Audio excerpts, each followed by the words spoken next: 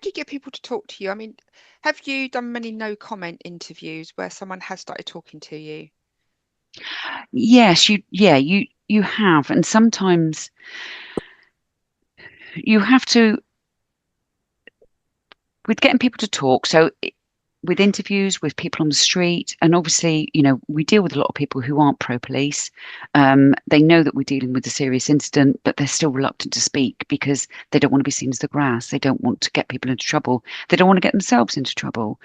And it's just about getting a rapport with people, hugely getting a rapport with people, emotional intelligence, about empathizing, understanding why people don't want to speak to you, um, and working with that.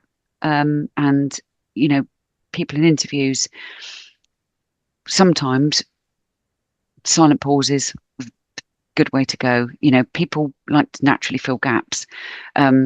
People will give you statements eventually, not all the time, but again, it's just the way you speak to people, the way you handle people. If you get somebody's back up quite soon on, you're probably done. You're probably never going to get that person back. If you build a rapport and work with that person on their level, really important to work on their level, um, then sometimes you will get people talking to you, and you will get people giving you statements and telling you the whole world, even when at the start they didn't want to tell you anything.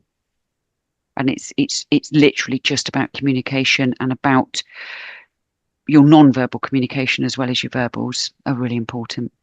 Which is why they're so heavily testing that aptitude at the entry stage of recruitment in terms of the assessments. You can't just go in and tell me a time when you have. It's just not going to cut it. No. It's just how you're going to brief somebody, how you're going to relay, how you're going to talk through what's happened, prioritize. It's also important.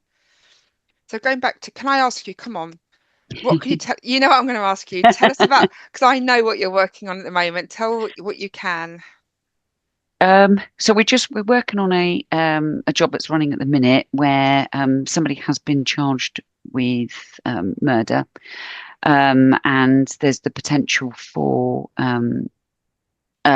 sort of other offences that are being looked at.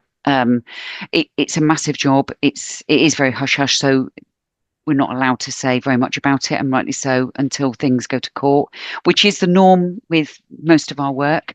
Once things go to court and it's in the public domain, then the information is out there.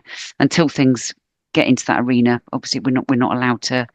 Rightly so, it's confidential, but it's a big job. It's very hands on. There's a lot of people involved in it. There's a lot of travelling involved with the job. I myself had to go up to London for a week, literally at the drop of a hat.